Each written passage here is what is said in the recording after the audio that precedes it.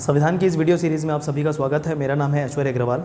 आज हम भारतीय राज्य व्यवस्था या भारतीय संविधान के अंतर्गत महत्वपूर्ण अनुच्छेदों को शुरुआत से देखने वाले हैं। ठीक है, चलिए। भारतीय संविधान या भारतीय राज्य व्यवस्था के अंतर्गत हम भाग 1 से शुरुआत करते हुए भाग 22 तक जाएंगे एवं अनुच्छेद 1 से शुरुआत करते हुए अनुच्छेद 395 तक जाने वाले हैं। ठीक है, आज की क्लास में हम भाग 1 और भाग 2 के बारे में चर्चा करेंगे जो अनुच्छेद 1 से लेकर 11 तक कवर करता है। ठीक है, अच्छा, उससे पहले मैं लास्ट क्लास में मैंने भाषा संबंधी जो संविधान संशोधन थे उसके बारे में बताया था अनुसूचियों में। ठीक है, अनुसूची 8 के अंतर्गत संवैधानिक भाषाओं के बारे में बताया था, जिसमें मैंने बोला था कि 8 भाषा बाद में जोड़ी गई थी संविधान संशोधन के द्वारा, जिसमें जो दूसरी बार संशोधन हुआ था वो संशोधन था 71वां संविधान संशोधन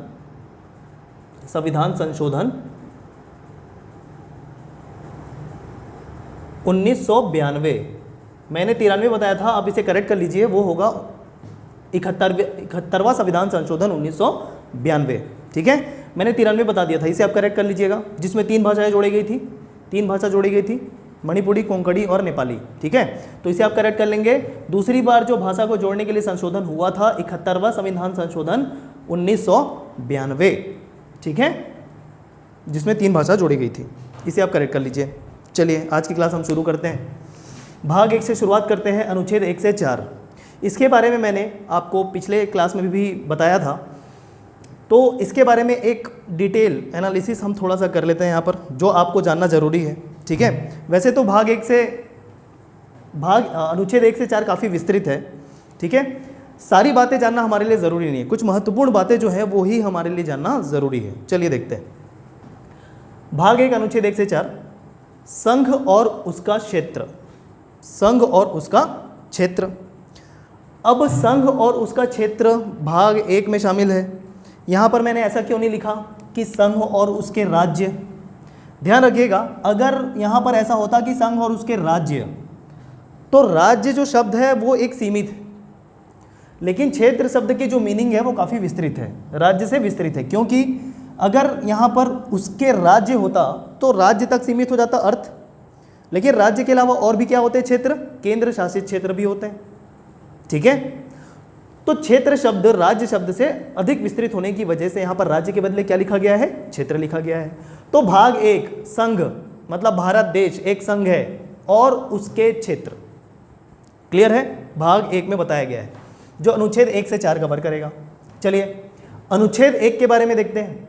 अनुच्छेद 1 में बताया गया है कि इंडिया अर्थात भारत, मैंने बोला था कि ऑर्डर सेम रहेगा, इंडिया अर्थात भारत राज्यों का एक संघ होगा। राज्यों का एक संघ होगा। ठीक है, तो इंडिया और भारत दो अलग अलग नाम रखने के पीछे तर्क ये था कि जब संविधान सभा में इस पे चर्चा हो रही थी तो कुछ लोग जो थे वो बोल रहे थे कि भारत का नाम जो है इंडिया होना चाहिए, और कुछ जो थे वो बोल रहे थे भारत होना चाहिए। तो एक मध्यस्थता का रास्ता अपनाते हुए दोनों कर दिया गया, और ज़्यादा कोई इसके पीछे रीज़न नहीं है। क्लियर है क्या? भारत अर्थात इंडिया राज्यों का एक संघ होगा। अब ध्यान दीजिएगा, ये जो मैंने अंडरलाइन किया है, क्या राज्यों का एक संघ होगा। ठीक है, मतलब विभिन्न राज्य मिलकर एक संघ बना रहे हैं और वो है भारत। लेकिन इसका ये मतलब नहीं है कि सारे राज्य मिलके ही भारत बनाए हैं या फिर सारे राज्यों के समझौते का परिणाम भारत है, ऐसा नहीं है। भारत में जितने भी राज्य हैं वो प्रशासनिक तौर पे बनाए गए हैं। ठीक है, प्रशासनिक सरलता के लिए राज्य बनाए गए हैं। ठीक, राज्यों के समझौते का परिणाम भारत नहीं है, ये चीज़ ध्यान रखिएगा। मतलब राज्यों को भारत देश से अलग होने की स्वतंत्रता प्राप्त नहीं है, जैसा कि अमेरिका में है। अमेरिका में क्या है कि जो विभिन्न राज्य हैं, यूएसए में विभिन्न जो राज्य हैं, उन राज्यों के समझौते के परिणाम स्वरूप अमेरिका बना है, एक देश। ठीक है, लेकिन भारत में जितने भी राज्य हैं वो समझौते का परिणाम नहीं है। ठीक है ना, वो एक प्रशासनिक सरलता के उद्देश्य से ही बनाया गया है। क्लियर है क्या? चलिए अब हम एक काम करते हैं, हम उस समय चले जाते हैं जब भारत आज़ाद हुआ था 1947 में। तो क्या जो वर्तमान में हम भारत देश देखते हैं 1947 में भी वो वही रहा होगा? जो भारत के हम मैप को अभी देखते हैं, क्या 1947 में भी वो वही रहा होगा? वैसा ही मैप देखने को मिलेगा क्या 1947 में? जी बिल्कुल नहीं। 1947 के पहले, भारत के आज़ाद होने के जस्ट पहले, आपको पता होगा भारत और पाकिस्तान एक थे। 3 जून 1947 माउंटबेटन योजना, जिसके तहत भारत और पाकिस्तान का विभाजन हुआ। उसके बाद भी जो वर्तमान में भारत देश का नक्शा है, उसका वैसा होना उस समय निर्धारित नहीं था। ठीक है, वो भारत का नक्शा फाइनल नहीं था, वो अलग अलग या दूसरा भी हो सकता था। कैसे? जब भारत आज़ाद हो रहा था तो उस समय माउंटबेटन ने एक प्रस्ताव रखा या एक शर्त रखी, ऐसा कह सकते हैं हम, एक शर्त रखी जिसमें राज्यों को ये स्वतंत्रता दी गई, या तो वो पाकिस्तान में शामिल हो सकते हैं, या तो वो भारत में शामिल हो सकते हैं, या फिर अपना एक स्वतंत्र देश बना सकते हैं। ठीक है, देशी रियासत थे उस समय, अपने अपने बहुत सारे देशी रियासत थे। तो देशी रियासतों को यह स्वतंत्रता दी गई कि वो भारत में शामिल हो जाएं, या पाकिस्तान में शामिल हो जाएं, या खुद का एक देश बना लें। ठीक, तो इन सभी देशी रियासतों को, पाकिस्तान अलग होने के बाद की बात कर रहे हैं हम, इन सभी देशी रियासतों को मिलाकर एक भारत देश जो वर्तमान में हम देखते हैं, उसे बनाने का श्रेय जाता है सरदार वल्लभ भाई पटेल को। ठीक है, क्लियर है? तो ध्यान रखिएगा, 1947 तक ये श्योर नहीं था कि कौन सा देशी रियासत भारत में है, शामिल होगा या पाकिस्तान में, या खुद से देश बना लेगा। 1947 के बाद भी 3 ऐसे देशी रियासत, एक है जम्मू कश्मीर, जिसका जो मसला है अभी भी चल ही रहा है। दूसरा जो देशी रियासत था वो था जूनागढ़, राजस्थान वाला जो बेल्ट है, गुजरात वाला जो बेल्ट है, गुजरात से राजस्थान वाला जो बेल्ट है, वो वाला एरिया जूनागढ़। और तीसरा जो है हैदराबाद। ये जो 3 देशी रियासतें थी, ये भारत में शामिल होने के लिए राजी नहीं हो रही थी। ठीक है, तो इनको किसी तरीके से भारत में बाद में शामिल किया गया। कैसे? जम्मू कश्मीर में विलय पत्र के माध्यम से। अब इसके पीछे बहुत ही बड़ी स्टोरी है। हर एक देशी रियासत को भारत में शामिल करने के पीछे एक स्टोरी है, जिसे आप फुर्सत में देखिएगा आराम से, एग्जाम पॉइंट ऑफ व्यू से इंपॉर्टेंट नहीं है। ठीक है ना? तो कुछ चीज़ें जो जाननी जरूरी है वही मैं आपको बता रहा हूँ। जम्मू कश्मीर को विलय पत्र, इंस्ट्रूमेंट ऑफ एक्सेशन के द्वारा भारत में शामिल कराया गया। ठीक है, यहाँ के राजा कौन थे? राजा हरि सिंह। पाकिस्तान के कबालियों द्वारा भारत में आक्रमण कर दिया गया। कश्मीर के राजा हरि सिंह ने सरदार वल्लभ भाई पटेल से सहायता मांगी, तो सहायता करने के लिए तैयार हो गए। किस शर्त में? कि भाई जम्मू कश्मीर जो होगा भारत का अंग होगा। तो इस विलय पत्र में साइन करके जम्मू कश्मीर उस समय भारत में शामिल हो गया। अब आप बोलेंगे कि कुछ क्षेत्र पाकिस्तान में अभी भी है, तो वो मसला अलग है, वो बात की बात है। ठीक है, जूनागढ़ में जनमत संग्रह, जनमत के द्वारा भारत में शामिल किया गया। इसके जो राजा थे वो थे मुस्लिम, लेकिन यहाँ की जो जनता थी वो थी हिंदू। तो जनमत के द्वारा इस जूनागढ़ देशी रियासत को भारत में शामिल किया गया। अगला हैदराबाद। इन सब के बाद हैदराबाद आखिरी तक मानने को तैयार नहीं था कि वो भारत में शामिल हो जाए। ठीक है, तो क्या किया गया वहाँ पर सेना भेजी गई, और सैन्य कार्रवाई द्वारा हैदराबाद को भारत में शामिल किया गया। तो अंतिम 3 रियासतें भारत में शामिल होने वाली वो हैं ये, जम्मू कश्मीर, जूनागढ़, हैदराबाद। क्लियर है? अब 1947 हो गया, ये तीनों देशी रियासत शामिल हो गए, भारत एक बन गया जो वर्तमान में हम देखते हैं। उसके बाद जो वर्तमान में हम राज्य देख रहे हैं, कितने राज्य हैं अभी वर्तमान में? 28 राज्य हैं। 29 राज्य थे, लेकिन एक जम्मू कश्मीर हट गया, पता होगा आपको, तो 28 राज्य हैं। तो वर्तमान में जो 28 राज्य हैं वो भारत के आज़ाद होने के बाद नहीं थे, वो एक कालांतर के दौरान बनते गए। ठीक है, तो इस पे भी कौन सा राज्य कब बना पूरा आपको डिटेल मिल जाएगा, लेकिन जो एग्जाम पॉइंट ऑफ व्यू से इंपॉर्टेंट नहीं है आपके लिए। क्लियर है? चलिए, तो इंडिया अर्थात भारत राज्यों का एक संघ होगा। राज्यों के समझौते का परिणाम ये नहीं है, राज्यों को अलग होने की अनुमति नहीं है। ठीक है, लेकिन एक चीज़ ज़रूर है, अगर कोई राज्य है उसकी सीमा, उसके क्षेत्र में परिवर्तन किया जा सकता है। ठीक है, या उस राज्य को पूर्णतः निरस्त किया जा सकता है। ठीक है, इसकी शक्ति किसको प्राप्त है? संसद में। मतलब ये कहना गलत नहीं होगा कि भारत देश विभाजित राज्यों का अविभाजित देश है। ठीक है, भारत देश विभाजित राज्यों का अविभाजित संघ है। राज्यों को कभी भी नष्ट किया जा सकता है लेकिन भारत देश को नहीं, ये चीज ध्यान रखिएगा। क्लियर है क्या? तो जोर देने वाली बात क्या है? राज्यों का एक संघ होगा। अनुच्छेद नंबर 1, इंडिया अर्थात भारत राज्यों का एक संघ होगा। क्लियर है यहां पर? अनुच्छेद 2, नए राज्यों का प्रवेश। जैसा कि मैंने बताया था, नए राज्यों का प्रवेश अनुच्छेद 2 के अंतर्गत कब रखा जाएगा? जब कोई क्षेत्र भारत में शामिल नहीं है। ठीक है, 1947 के बाद जब कोई क्षेत्र भारत में शामिल नहीं था, उसके बाद कोई क्षेत्र भारत में शामिल कर लिया गया, तो कौन से अनुच्छेद के तहत होगा? वो अनुच्छेद 2 के तहत होगा, नए राज्यों का प्रवेश या गठन। ठीक है, जो भारत का क्षेत्र आज़ादी के समय नहीं था, बाद में किया गया। बहुत से ऐसे एग्जाम्पल हैं। कौन कौन से एग्जाम्पल है? दादर नागर हवेली, गोवा, ठीक है, सिक्किम, ये सारे एग्जाम्पल है हमारे पास जो भारत में बाद में, आज़ादी के काफ़ी बाद में जोड़े गए, भारत का अंग बनाए गए। ठीक है, तो ये चीज़ ध्यान रखिएगा आप।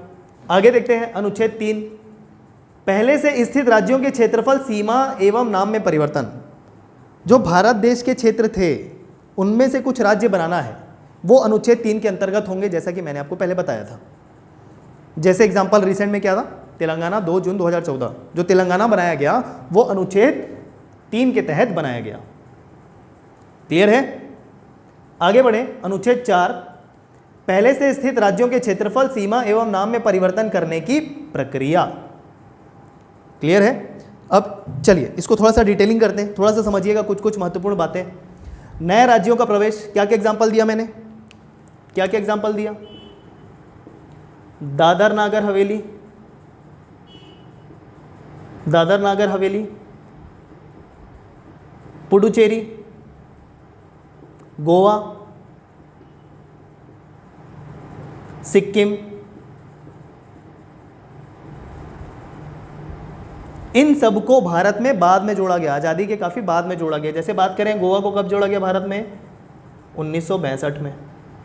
ठीक है, इसके पहले ये पोर्तुगीज़ कॉलोनी थी। ठीक है ना, तो ये जो नया क्षेत्र का अधिग्रहण होगा भारत के द्वारा, वो अनुच्छेद 2 के अंतर्गत आएगा। क्लियर है एग्जाम्पल के साथ आपको? ठीक है, पहले से स्थित राज्यों के संबंधित क्षेत्र, सीमा, नाम में परिवर्तन करके नए राज्य का निर्माण करना अनुच्छेद 3 होगा। एग्जाम्पल रिसेंट में या जितने भी हमारे राज्य बने हैं इस अनुच्छेद के तहत बने हैं। ठीक है, अब इसकी प्रक्रिया क्या होगी, इस पे जोर देना जरूरी है कि कैसे हम नए राज्यों का निर्माण कर सकते हैं, या संसद कैसे नए राज्यों का निर्माण कर सकता है। ठीक है, ध्यान रखिएगा, नए राज्यों के निर्माण के लिए सर्वप्रथम कोई भी अध्यादेश अगर लाया जाता है, ठीक, तो उस अध्यादेश को लाने के लिए राष्ट्रपति की पूर्वानुमति आवश्यक होती है। पूर्वानुमति आवश्यक होती है। नए राज्य बनाने संबंधी विधेयक या अध्यादेश अगर लाए जाएंगे संसद में, तो उसके लिए राष्ट्रपति की पूर्वानुमति आवश्यक है सबसे पहले। ये ध्यान रखिएगा, आगे जाके ये पॉइंट बहुत महत्वपूर्ण होने वाला है। जब हम संविधान संशोधन का अलग से चैप्टर पढ़ेंगे तो उसमें ये काफ़ी महत्वपूर्ण होने वाला है, तो आपको पहले से याद रखना है कौन कौन से ऐसे विधेयक हैं या अध्यादेश हैं जिसे संसद में लाने के लिए राष्ट्रपति की पूर्वानुमति या मंजूरी की ज़रूरत पड़ती है। तो उसमें से एक जो अभी आपको याद रखना है वो क्या है? नए राज्य के निर्माण संबंधी अध्यादेश या विधेयक, राष्ट्रपति की पूर्वानुमति आवश्यक होती है। दूसरा, ऐसे अध्यादेश या विधेयक जब लाए जाएंगे तो उसे उस राज्य के, उस संबंधित राज्य के मत के लिए भेजा जाएगा। उस संबंधित राज्य के मत जानने के लिए भेजा जाएगा। ठीक है भैया, जैसे आंध्र प्रदेश से तेलंगाना बनाना था, तो जिस राज्य से आप नए राज्य का निर्माण कर रहे हैं, क्षेत्र उसका कम कर रहे हैं, सीमा में परिवर्तन कर रहे हैं, नाम बदल रहे हैं, तो कुछ तो उनका मत जानना है कि नहीं जानना है। ठीक है, हालांकि ये फॉर्मेलिटी से ज़्यादा कुछ नहीं है, ये भी ध्यान रखिएगा।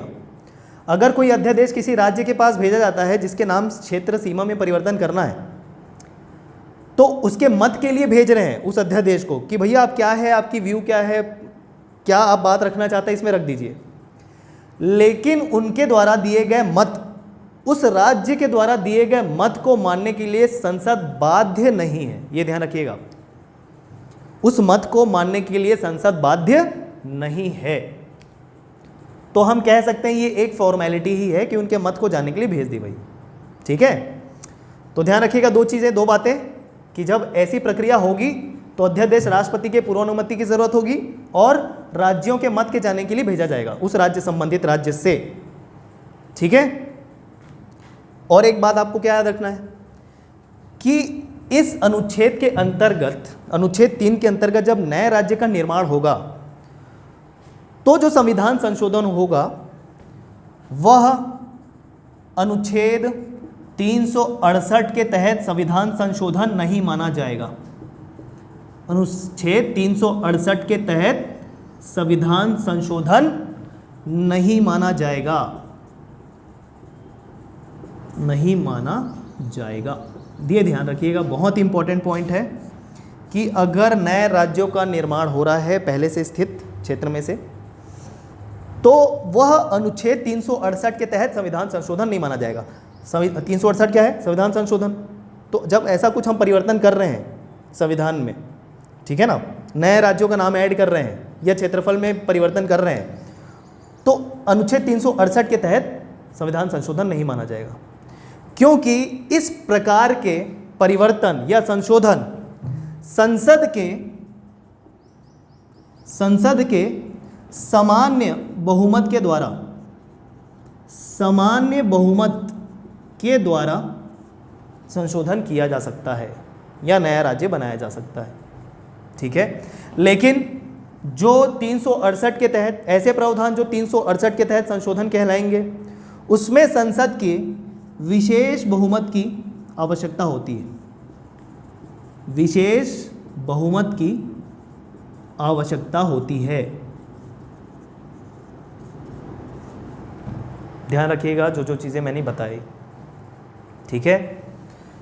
ये जो अनुच्छेद 3 में है वह 368 के तहत संविधान संशोधन नहीं माना जाएगा, लेकिन अगर कोई ऐसा प्रावधान है जो 368 के तहत संविधान संशोधन हो रहा है, उसमें विशेष बहुमत की आवश्यकता होती है, और अनुच्छेद 3 के तहत चूँकि 368 के तहत संविधान संशोधन नहीं माना जा रहा है, इस कारण उसे पारित करने के लिए संसद की सामान्य बहुमत की आवश्यकता होगी। बस सामान्य प्रक्रिया द्वारा यह किया जा सकता है, सामान्य प्रक्रिया द्वारा यह किया जा सकता है।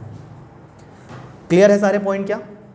ठीक है, अच्छे से गौर करिएगा जो जो चीज़ें मैंने बताई है, ठीक है। बहुत ही महत्वपूर्ण बातें हैं, कुछ कुछ चुनिंदा महत्वपूर्ण बातें हैं जो आपको जानना ज़रूरी है एग्जाम पॉइंट ऑफ व्यू से, ठीक है।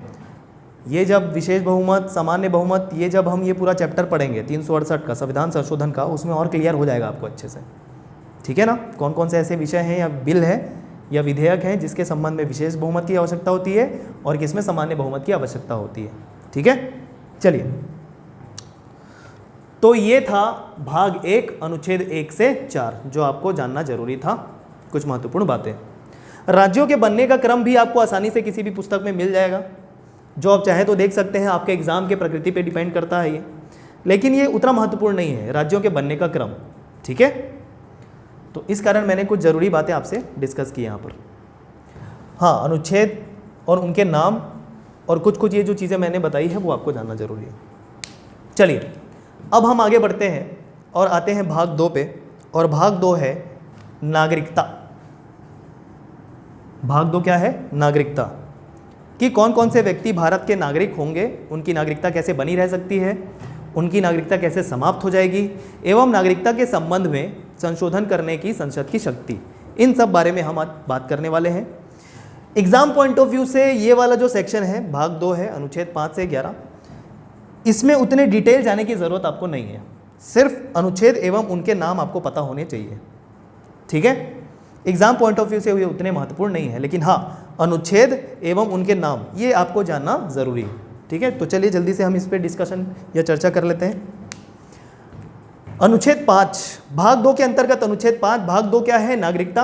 अनुच्छेद 5 संविधान लागू होने के समय व्यक्तियों की नागरिकता।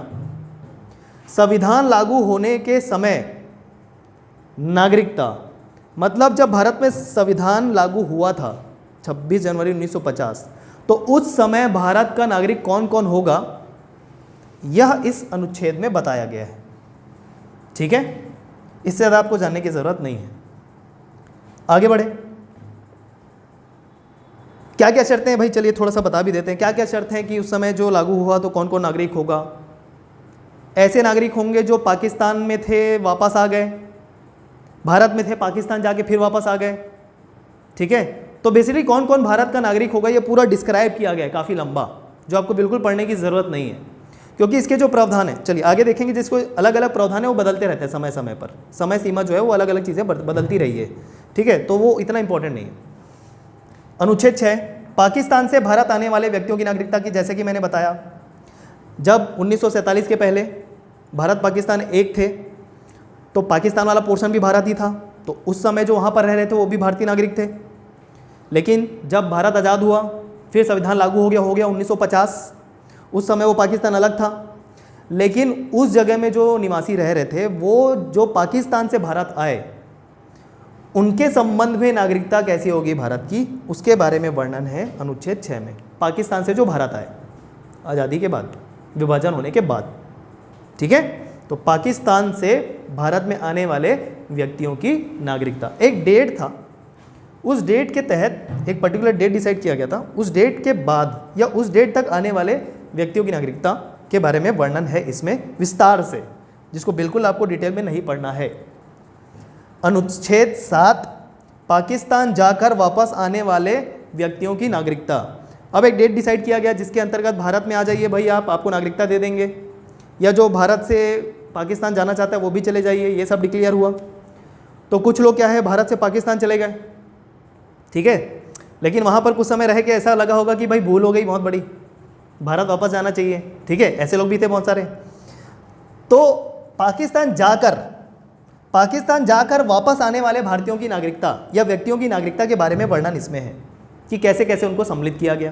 कैसे सम्मिलित किया गया ये बिल्कुल मैं बार बार बोल रहा हूँ, आपको जानने की ज़रूरत नहीं है। अनुच्छेद 8 विदेश में रहने वाले भारतीय मूल के व्यक्ति, ध्यान रखिएगा भारतीय मूल, कोई भी विदेश में रहने वाले की बात नहीं कर रहे हैं, भारतीय मूल के व्यक्तियों की बात कर रहे हैं। ठीक है, ऐसे व्यक्ति जो पहले भारतीय नागरिक थे, उनके जो वंशज थे वो भारतीय नागरिक थे, लेकिन कुछ परिस्थितियों के चलते वो विदेश में चले गए। ठीक है, और वहाँ पर विकास कर रहे हैं, नौकरी कर रहे हैं, तो उसके संबंध में भारतीय नागरिक कैसे होंगे या उनकी नागरिकता कैसी होगी उस संबंध में किसमें बताया गया? अनुच्छेद 8 में।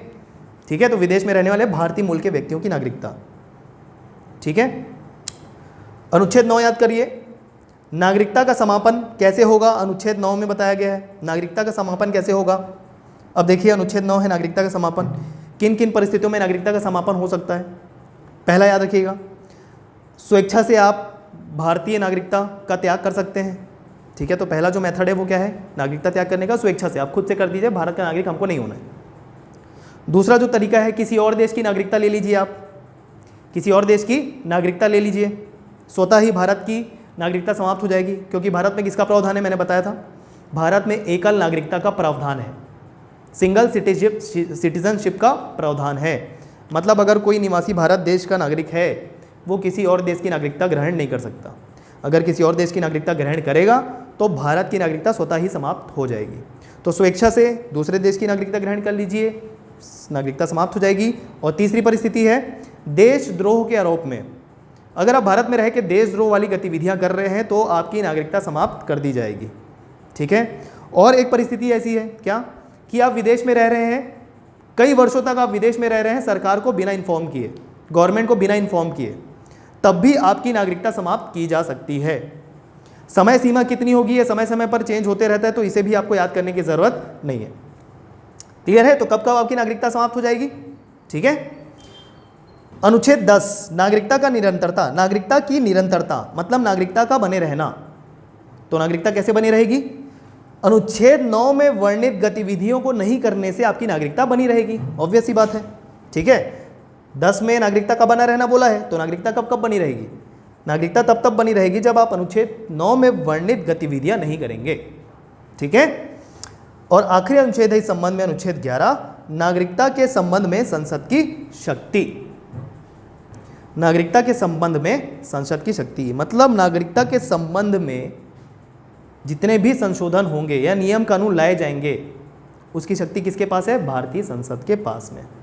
अच्छा, एक और चीज़ हम डिस्कस कर लेते हैं यहाँ पर कि जो नागरिकता का बने रहना है या नागरिकता की निरंतरता है, मतलब कैसे कैसे आप भारत के नागरिक बन सकते हैं, इसकी भी बात करें तो देखिएगा, पहला जन्म से, जैसे कि ज़्यादातर हम हैं यहाँ भारत में निवासी, भारत के नागरिक जन्म से हैं, तो हम जन्म से ही भारत के नागरिक हो सकते हैं अगर माता पिता या दादा दादी जो हैं वो भारतीय नागरिक हैं, ठीक है। दूसरा वंशक्रम या रक्त संबंध से, ठीक है, हमारे रिलेटिव जैसे हम कहीं घूमने गए हैं विदेश में, ठीक है, और वहाँ पैदा हो गया कोई चाइल्ड, लेकिन उसके जो पेरेंट्स हैं वो भारतीय हैं, तो रक्त संबंध हुआ ये, तो रक्त संबंध से भी निर्धारण होता है, ठीक है। पंजीकरण द्वारा, रजिस्ट्रेशन के द्वारा गवर्नमेंट को अप्लाई कर दीजिए कि आप भारत देश के निवासी बनना चाहते हैं, ठीक है। प्रकृतिकरण द्वारा, और पांचवा है कि अगर किसी विदेशी क्षेत्र का अधिग्रहण कर लिया जाए, जैसे कि मैंने बताया था सिक्किम, या बहुत सारे एग्जाम्पल बताए थे, ठीक है, कोई बाहरी क्षेत्र का, बाह्य क्षेत्र का अधिग्रहण कर लिया जाए तो वहाँ के जो नागरिक हैं वह स्वतः ही भारत देश के निवासी बन जाएंगे। कब? जब अधिग्रहण कर लिया जाएगा तब, ठीक है। तो ये सारे अनुच्छेद हैं, अनुच्छेद 1 से लेकर 11, जिसके अनुच्छेद एवं उनके नाम आपको पता होना ज़रूरी है, और कुछ कुछ बातें जो मैंने आपको बताई है वो भी आपको इससे संबंधित जाने की ज़रूरत है। इसकी डिटेलिंग काफ़ी ज़्यादा है, तो उस डिटेलिंग में जाने की कोशिश मत करिएगा। जितनी बातें मैंने बताई वो एग्ज़ाम पॉइंट ऑफ व्यू से महत्वपूर्ण है, उतने ही आप तैयारी करिएगा, ठीक है। नमस्कार।